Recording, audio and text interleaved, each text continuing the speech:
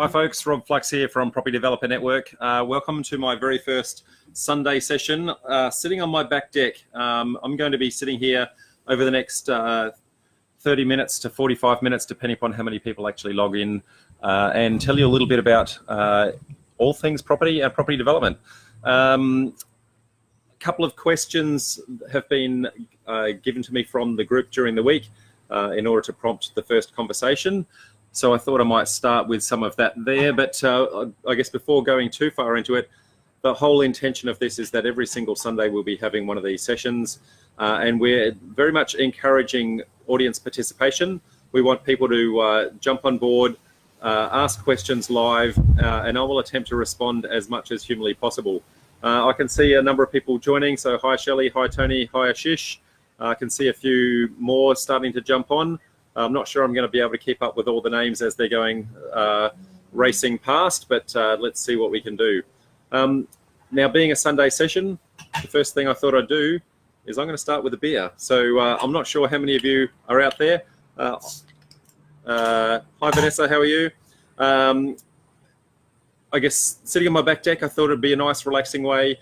I want to very much thank Tony Meredith, who has pushed me and encouraged me and made me, I guess, jump out of my comfort zone in order to do these Facebook Lives and commit to them as an ongoing regular thing. So thank you, Tony. I think I'm going to both love and hate this experience, but I can see a few likes. Thank you very much for that. So I thought I'd start with a question that came from the group. When I posted this during the week, I asked for a number of people to come up with a couple of ideas as to what the first session would be about. And to give me some ideas for future events. And one of the questions was, how and where did I start in my property journey? So I thought I'd start there, go back a little bit, and hopefully from there we can see some of the turmoil that I've had along the way. And I'm sure that many of you will actually relate to much of that turmoil as you go. And my journey has been a little bit unique. I actually started at the age of 18 in property. I bought my very first house at the age of 18. Bought it off mum and dad, of all things. Strange situation where I'd actually saved a lot of money quite early by being quite entrepreneurial in my career. I used to deliver catalogues, which is junk mail, into your letterboxes, and became quite entrepreneurial where I actually got to manage the entire paper route for that, and so becoming the manager, I managed to outsource most of the work, earn a little bit of a cut for the process, and I guess built a little bit of a nest egg, and then went on to my first real job, which was a trolley pusher at Kmart, pushing trolleys through very large car parks, trying to make sure that customers had a trolley always at the front door. Net result is I'd saved quite a bit of money early on. And I was quite determined early in life that I wanted to make something of myself, and I wanted to leave home quite early and move out and forge my own way. Mum and Dad were not that financially well off. We'd actually, we grew up in Darwin, and our house got destroyed in Cyclone Tracy. So Mum and Dad had, their house was only 8 months old when it got blown away. And so we had to go through a situation where they had to rebuild that with quite a significant amount of debt, and rebuild a brand new home. So they didn't have much to help me out. So they thought the best way to help me was to actually sell me their home, have me stay at home, and then they could support me in other ways, and actually pay me rent, which is quite an unusual situation where I guess your parents are paying you rent. So so that was at the age of 18, and I guess that started my career. I then went on and read a book by the lady by the name of Jan Summers, a lady who very early on was one of the first people in the property education space. She had a book called, I'm trying to remember the name of it, but Building Wealth Through Property Investment. And it was very much about negative gearing. So for the first few years, I did negative gearing, bought my first investment property at the age of 21, and managed to sell that relatively early, about 18 months later, for about a 40% uplift, which managed to help me pay down quite a bit of my principal place of residence. And so I was quite fortunate in that at the age of 24, I was actually able to own my first home outright. which, as you can imagine, as a 24-year-old, quite a nice position to be in. That actually helped me significantly in then starting to accelerate from there. I guess with the bulk of my debts paid down, I was really just working for lifestyle at that point. So from a lifestyle perspective, wanted to have a fairly reasonable lifestyle, and I guess continued on that negative gearing approach. But one of the challenges I found with the negative gearing, as I'm sure many of you have actually come across as well, is that you have this glass ceiling that you hit, because every property that you buy, your income is actually deemed a little bit lower because of that negative aspect to that. So you hit a glass ceiling where you can't borrow anymore.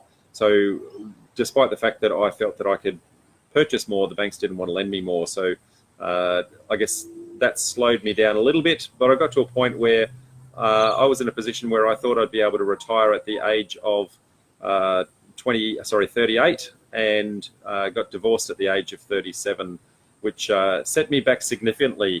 So I can see a number of people. I'm just going to go through some names.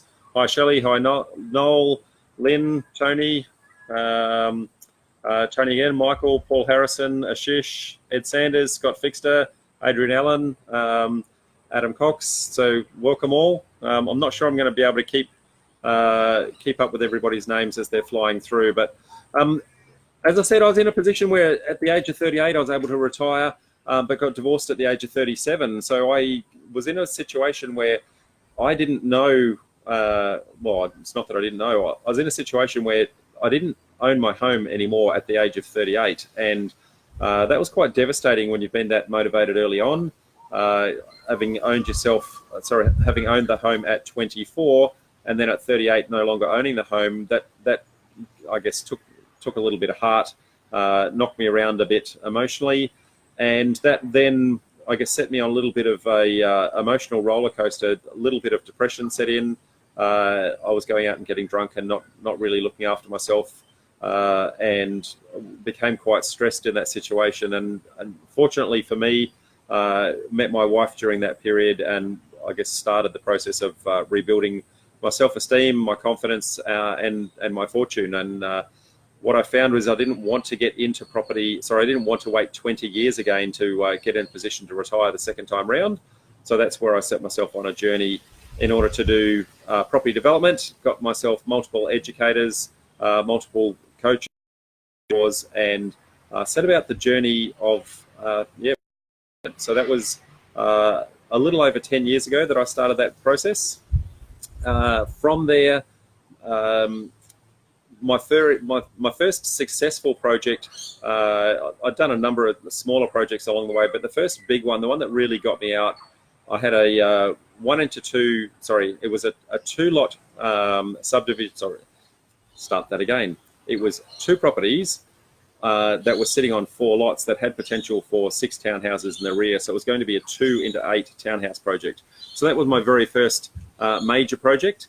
It took quite a bit to get that across the line. It was a total development cost of about $5.2 million, and then managed to net me $1 million profit. So with one project, one big bang, I was able to get out, which is a fantastic way of actually doing it if you can. But in getting out, I jumped out a little bit early. The project hadn't actually finished, and what that then meant was that my income stream dropped.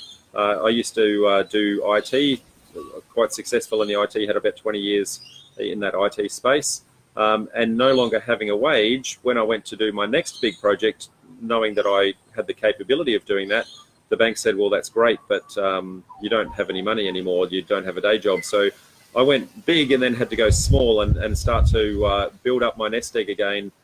Even though I was able to sustain myself financially, the bank didn't deem that I could sustain myself for project-wise. So I started doing small projects, 1 into 2 subdivisions, and the like.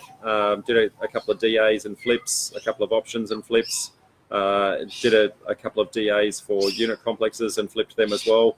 And I guess the net result is I actually found myself really preferring the smaller projects rather than the big ones. And the reason for that is you get to turn them over quicker, which means that you get paid quicker. So I have a lot more regular paydays, and those paydays, whilst they're not as large, they're not as stressful. Means I can actually enjoy my life and not have to wait 2 years for a payday, which can be quite stressful if you're in that position. I thought sitting on the back deck was going to be fantastic, but the sun is going down right there, and it's at the point I can see here that half of me is in the light and half of me is in the dark, and it's getting to the point where I think that's going to be shining straight in my eyes. So let's see if we can put up with this ongoing. I did say it was Sunday session. I haven't had a sip of my beer yet, so let's do that. So I guess in starting that journey in the property development side of things, what I found was there were a number of small communities that existed if you'd done a particular course with a particular educator. But unless you'd done that course, you weren't able to participate in that network. And even if you did, the number of people that were active in those networks were very, very small. So I set up my own little network. It started out with 5 mates sitting around my kitchen table, just trying to help each other's projects out. And we did a little masterminding process from a book that I'd read from Napoleon Hill called Think and Grow Rich. And the concept behind that is that the way that us commoners do business and the way that the rich do business is completely different. As a commoner, we're quite insular with our projects, with our problems. We keep them to ourselves. We don't share, and as a result of that, we don't get the benefit of the wisdom of everybody else. Whereas when we start to share our problems with our peers, we get the wisdom of their experience as well as ours, and they can give us insights into the problem that we wouldn't have had individually by ourselves, and then we get insights usually quite different to what we may have come up with. Napoleon Hill likens that to having a third. It's not their mind, but it's a collective mind that wouldn't exist unless either of us came together. So we started doing that process, and as each mate started to invite another mate, that grew. And hey, Simon and Richard, welcome aboard, mate. Or mates, I should say. And as we started to grow, that ended up being what is now formally the Property Developer Network that you see now, which we have monthly meetings. We've been running nearly for 7 years now. That has now grown into a network of nearly 4,000 people Australia-wide across a number of different platforms. So we have meetup groups in Brisbane, Sydney, and about to be Melbourne. We have ongoing education events, one-off events, and we also run the Facebook community here, and also another Facebook community where we've got some deal finding services and that sort of thing. So I guess that's me and my journey and where I started. I guess look at some questions from you guys. The whole intention of this process is it's going to be interactive. I want to respond to you rather than me just prattling on. So I can see one question from the crowd, so from Shelley. So she asked, what is my favorite strategy? And my favorite strategy is small lot subdivisions. I'm going to say anything up to 6 lots is a nice sweet spot. Means that you can get the project done typically inside the 12-month mark, which means that you're getting paid relatively quickly. The cash flow for it is not overly onerous, and it means that I can manage that, I guess, with the benefit of experience. I can manage that with a fairly relatively light touch, and not take a huge hit out of my day. So hi Louisa, welcome aboard, and Cameron, how are you, mate? Yeah, so I guess that's the first question. Looking for more questions from you guys. Hi Lynn, how are you? Looking for questions from you guys. I'm gonna sit back and not say anything until I get a question from the crowd, because I can prattle on and drink beer all day, but you guys don't need to watch me do that. So what do you want to hear, guys?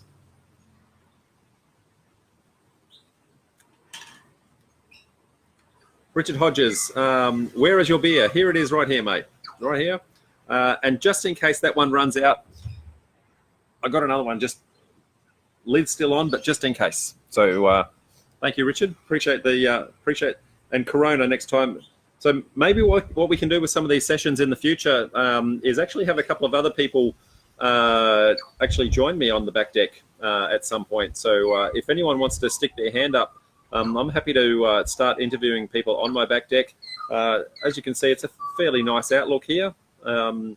It's quite breezy here. I'm not sure if you guys are picking up the wind, but yeah, it's quite cool.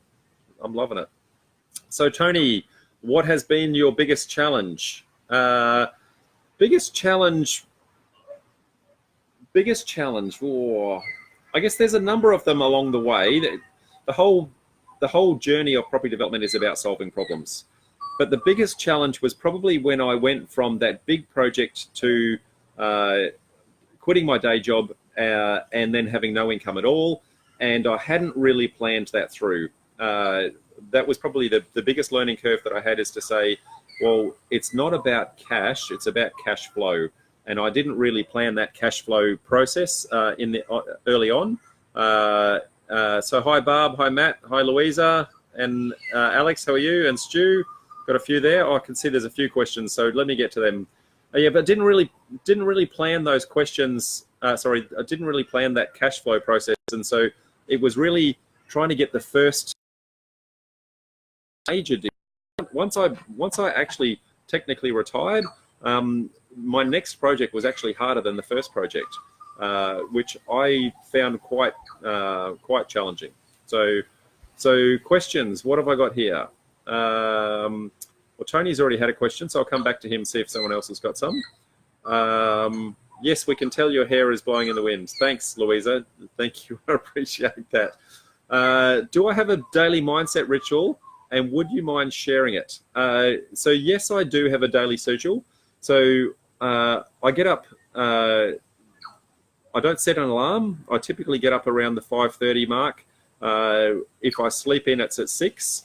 I'll get up, make myself a coffee, and my exercise routine has fallen by the wayside of late, but that's coming back. I'll sit on my back deck. I'm quite fortunate in that where I am, just directly opposite, is a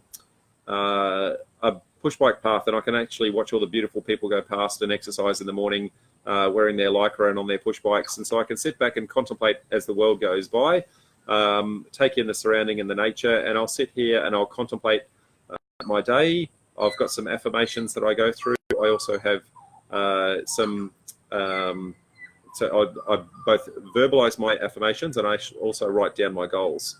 And my goal is, as many of you know, to set 1,000 people financially free by the year 2030 through this property developer network. And so I'm looking at every single day, how do I do something towards that goal every single day? So that's my morning routine. By that time, the family is actually starting to get up, and I then will go and interact with them and have breakfast with them and the like. So Stu, is there a difference in technique to value prestige level developments versus median value developments?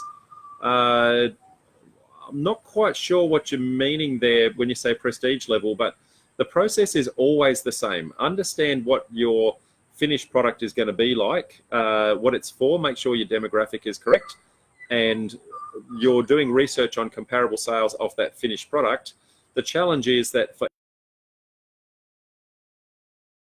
acquiring the site and the project actually finishing. So you need to take into consideration any potential market movements that may occur, but you're looking at evidence that the sales are, I guess, have a supply and a demand dynamic where there's not enough supply, and so the demand is actually going to be worth your while and actually putting that there.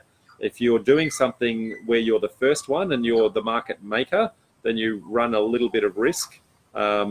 With running the risk, you may get a lot of reward, but you may also get a lot of sting in the tail. So I would always recommend using evidence of other people's success. Let the big boys be the market makers, and we can be the market followers, is kind of how I'd say that, Stu. Other questions? Adam, what do you find the most successful way to find a deal? Well, I'm quite fortunate, Adam, in the fact that I run this network. So the way that I find deals is probably a little bit different to most people. I guess for most people, you're going to have to do the hard yards. And I know in talking to you earlier today that you were putting 200 odd letters out for letterbox drops. That's one of the more successful ways. But for me, because I run the network, because I run the community, I've got a little bit of a profile with the agents. They know that if they bring deals to me, that I can assess them to determine their true developability, and I'll generally get those before they hit the market, and that helps the agent to understand whether or not he goes back to his vendor and says, look, we want to have an advertising campaign that is just for emotional purchases, or is this going to be an advertising campaign that's directly for developers?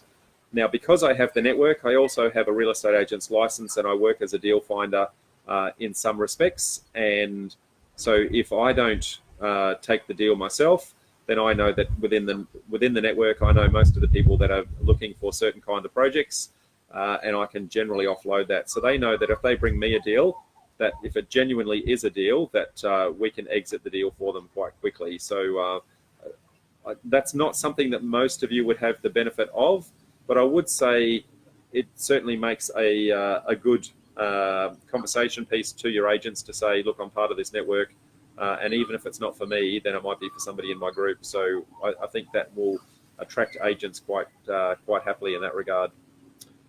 Scott, how are you, mate? How did you source the townhouse project, 5.2 million, since it was your first development project? Well, it wasn't my first development. It was my first big development, Scott. So, but how I sourced it was just normally through realestate.com. So back then I was a little bit less educated than I was now. It was actually the two houses that were already there were actually done up as rent per room student accommodation. And that actually scared a lot of people off because they didn't actually understand the product. And at that point in time, I have to admit that I didn't understand the product either. But I could see that the potential for the revenue stream it generated, and I could see the potential for the development at the back. And I really bought it for the development side of things. And after I learnt how to increase, well, because I'd been doing buy and hold for so many years, I knew what I could do to improve the yield that was already on there. So with the two houses that were there, there was a 7-bedroom and an 8-bedroom, and they were generating 132K worth of income, just those two properties by themselves. And within 6 months of me owning it, doing a couple of things that I used out of my old kit bag from the old buy and hold days, I managed to increase that in 6 months from 132K to 155K. So got it to the point of being, I guess, positive right at the start, which meant that it didn't really hurt me to hold that. Whilst I bought it for that development potential, I then got to master what that rent per room strategy was all about, the student accom. I now own 19 rooms of student accom. At one point I did own 29 rooms, and that's really the cash cow that I live on every single day. And the development was really, it's the cash flow, I should say, and the development was really the cash cow. So the development paid down the debts, which meant that cash flow is now the residual income that I live on, or pays and services all of my other projects, to be honest.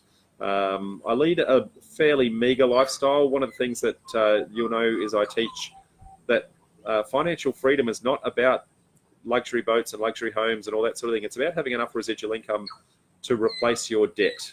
And if you have low debt, you don't need much income, and so you can have a fairly nice lifestyle without needing to be a bazillionaire. It's nice to be a bazillionaire, but for me, time is way more important than money. And I like to use my time by doing the things that I like to do, which is running this network, educating other people, and yeah, being social, spending time with the family, all that sort of thing. So Lynn, how did you fund the project for 5.2 with investors? Wow, there's a long story in that one, Lynn, a very, very long story. I had the bulk of the money. I had about 90% of the funds, because I had done fairly well previously, because I knew how to invest in that buy and hold side of things. But when I purchased that property, because it had the rent per room, it was a significant rental income. But the challenge there was that the bank wanted to deem it as a commercial entity. And because it was deemed a commercial entity, they wanted a lot more equity in the project than I had physical cash at that point in time. And so I had a choice to say, well, if I either need to come up with some cash from the equity perspective, or alternatively get it considered to be a residential loan, in which case they would not consider the rental income as it was, and instead they'd consider the rent as if it was rented to a single family. So no matter how that was cut, I couldn't physically afford to buy the project. So I actually went for some investors. I struggled really hard in those early days to get investors because it was, I guess, the first major project that I did. And I ended up doing a little bit of a deal with my self-managed super fund, and a little bit of a deal with my sister where she became a 10% shareholder. And that got me across the line from that perspective. And once that was across the line, once we paid back the debt, from then on, I've pretty much not had any challenges in trying to get investors ever since then. Like, they see success like that, and it tends to draw investors. As long as you've got similar sorts of returns, then they can see you've got the runs on the board. So, hi Lisa, I can see that you're there. Can you give us an update on the Intro project? Sure. So the project itself is functionally complete. The renovation that we did is on the market. We deliberately didn't put it on the market until the new year because we didn't want any delays with the Christmas period. We knew that there were going to be some challenges with the fact that it had no car parking, and so it's going to take the right purchaser to purchase it. We're actually in negotiations with somebody at the moment that we believe will be the ultimate purchaser, but at this point there's no actual contract, but fingers crossed there will be one very soon. For the vacant blocks of land, I'm keeping one of them as my profit, and the other one I've actually got a house design already done up that we're just going through some costings to try and put that together as a house and land package, hoping to put that on the market in the next week or so with the house and land package. On that one, that'll be a prestige home. The finished product will probably be worth in the vicinity of about 1.8 mil. So we're making sure that we take our time and actually get the look and feel of that one actually right. So yeah, I hope that answers your question. Chris Terry, mate, how are you? Been a while. How's IT days? I do not miss it. So glad. Noel, who has been your biggest influence in property? I've actually got multiple influences, Noel. I have two mentors as we speak. One does 15-story high-rise developments, and the other one does about 800 house and land subdivisions every single year. So both of them are fairly influential in what I do. But to be honest, I actually get as much from running the network and helping you guys, because those problems that you guys are having are the exact same problems that I have. The difference is, and you remind me of those every single day. So I'm actually going to say the network is where I get my biggest inspiration from. So Edward, g'day mate, great job. Do you try to identify the end buyers before going after a new subdivision? Absolutely. If you do not know your demographic as to who you're selling it to, then you're not doing yourself the best service in actually acquiring the project. So how do you know how to market it? How do you know what product to put on it? Should it be small lot subdivision because they're not going to have a backyard, or is it something where they need to have something for the kids to run around in? Are you doing unit complexes? All of those sorts of things. You need to know what your demographics are, and also understand the supply and demand of that as you go. For me, I look at a number of indicators, and I use some sites that are, I guess, relatively expensive to subscribe to actually get that supply and demand. One of them is called DSR Data, and there's a couple of other ones like Microburbs and the like. I also use statistics from Australian Bureau of Statistics. So you accumulate all of that, and you don't ever take one answer. You take all of the information and form that into an informed opinion, rather than just listening to one so-called guru, including myself. So Ashish, how do you find the JVs when I'm starting out? I've just had to let go a couple of great sites with a 30% plus return on investment. That's disappointing that you've had to let it go, mate, but hopefully if you did let it go, you let it go through the development site Deal Hub and actually got a finder's fee for that in the privilege. The challenge with your very, very, very first deal is that so far you don't have any runs on the board. And so when you're trying to get investors, I would say going to complete strangers and telling them, trust me, she'll be right, is probably not the right way to do it. What you need to do is put yourself a information memorandum together about the project, what the project's going to do, what the demographics are, what the product's going to be, what the timeline's going to be, who's actually helping you in your project, who's on your team. If you have any mentors that are sitting over you, who's actually going to be the one that anoints the fact that this is actually going to be running smoothly. Put that together. And my greatest advice would be use the people that you already know rather than complete strangers. So the people that you already know, they know you, they trust you, they know that you're a stand-up guy. They recognize that whilst it might be your first project, they know how you deal with things under stress and under pressure, and they know that you're actually going to look after them when the times get tough, if they get tough. So I would actually reach into your phone, mate, rather than reaching out to complete strangers, and make sure that you've actually got that information memorandum sitting there to demonstrate what the feasibility of the project is going to be. So yeah, thank you. Cam, is there a development strategy that you haven't done that you're eager to do? Yes, mate. I'm eager to do some larger lot land subdivisions. 20 plus lots, anywhere from 20 to, I'm going to say 50 lots is, I guess, next on my horizon.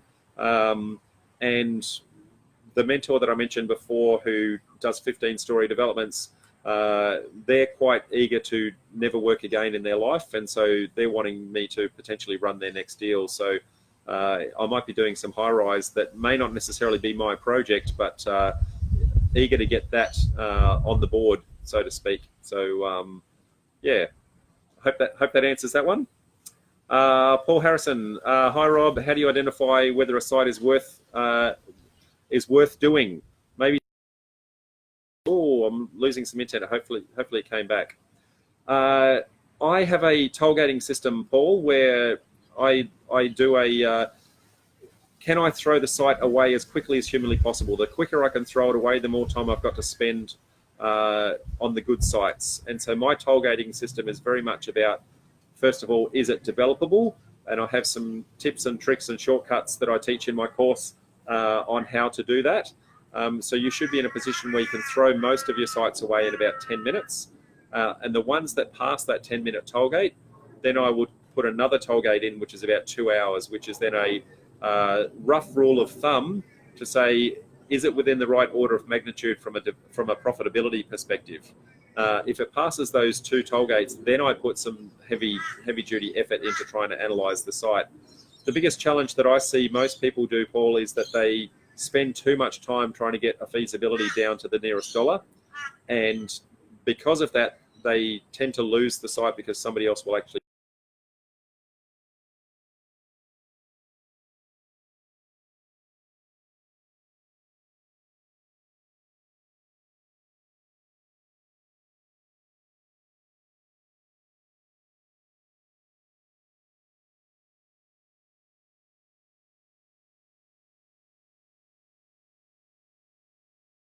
discounts after the event, with my record so far being an 80k discount after the contract is actually signed in due diligence, being able to identify some issues and challenges and negotiated that down. So yeah, that's really what I would say is get a toll gating system and throw sites away as quick as humanly possible. So if you're keen to know how to do that, mate, I've got a 12-month course if you want to jump on that, but I guess no sales pitches here.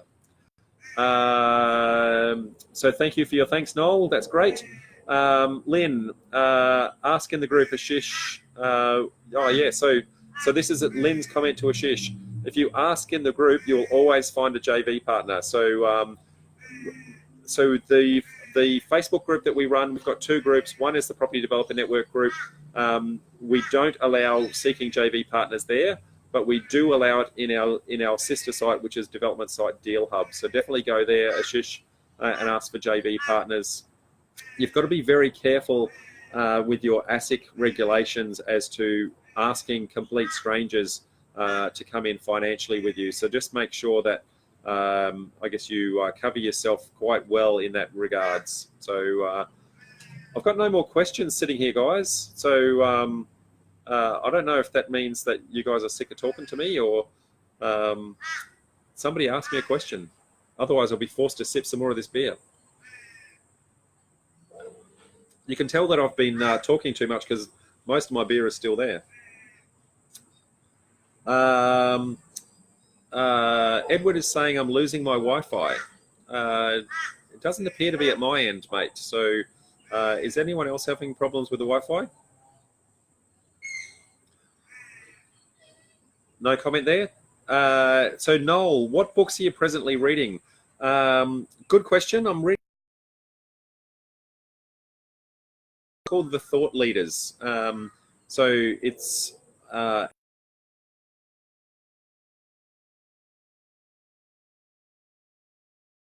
inspire and instill information in others. So yeah, hopefully that works. So Shelley, if you had one tip for people starting out, what would it be? Definitely education, Shelley. In some way, shape or form, always going to pay for the information. You're either going to pay for it by paying somebody to give you advice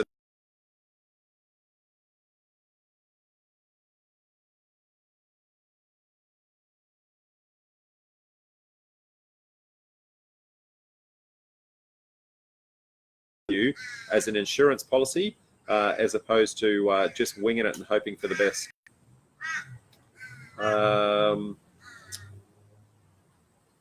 Okay. A couple of people saying yes with the Wi-Fi, a couple of people saying that they're all good. So I'm just going to push on. Okay. It says Wi-Fi is cutting in and out. So I'm getting a few people saying that. So Adam Cox, are you a fan of commercial property? So the answer is yes, I'm a fan of it, but it's not a strategy that I pursue. My philosophy is that every strategy actually works, but if you become good at one strategy, become an expert at one strategy, then you'll execute it well, you'll execute it easily, you will put far less effort into the process and get a lot better rewards. So I'm not an expert in commercial. I believe the people who are experts in commercial are going to do spectacularly well, but it's just not a strategy that I do. But yes, if that was to be your strategy, absolutely, you'll make a fortune out of it if you do it well, mate. So, yeah. Chris, I just tried looking for these groups you mentioned, but I can't find them. Okay, well, this is my chance to be interactive. So please hold, Chris, and I'll try and type it in. /groups.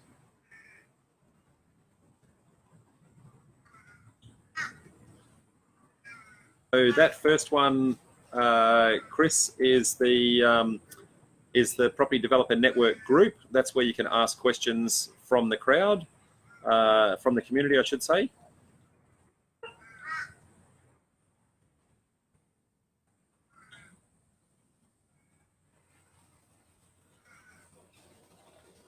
And this second one, Chris, is the development site deal hub, and that's where you go for off-market transactions. Hey, Jason, how are you, mate? So Jason Byron, I guess a big guy in the development side of things. So welcome aboard, mate. This is me just having a beer on the back deck. I don't know what your lazy Sunday's like, mate. So hopefully that answered that question for you, Chris. Sorry, and Paul was also asking the same, so hopefully that answered that for those two guys. Oh, thank you, Jason. Love your work too, mate. Big fan from afar. So,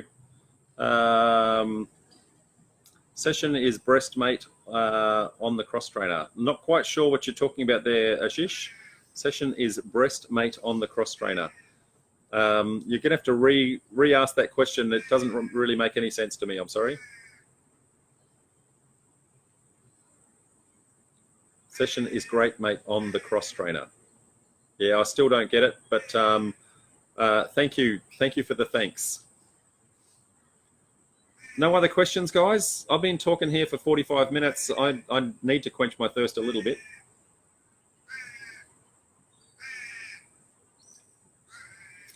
Oh, Barb has also replied with my group. Thank you. That's great, Barb. So nobody else seems to have any questions. We're at the 40-minute mark. I might, at that point, if I don't see any questions come through in the next minute or so, might call it a day. Intention here, this is the first session, as I said. Intention here is that we're going to be doing this every single week at the same time. And if you want to pre-post questions in advance, then Ashish is at the gym and he's cross-training. Well, that's commitment, Ashish. Trying to train and learn all at the same time. So kudos to you, mate. So if anyone has any topics that they'd like me to talk about next week or at some point in the future, I'd be very, very interested in you just giving me a PM. I'll put some prep work into that, and I guess, but I prefer the off-the-cuff stuff to be honest. A lot more interactive and stops me just prattling on for no reason at all. Paul Harrison saying, "Pick me." What do you want to be picked for, Paul? Vanessa, your 4-year-old daughter is watching it.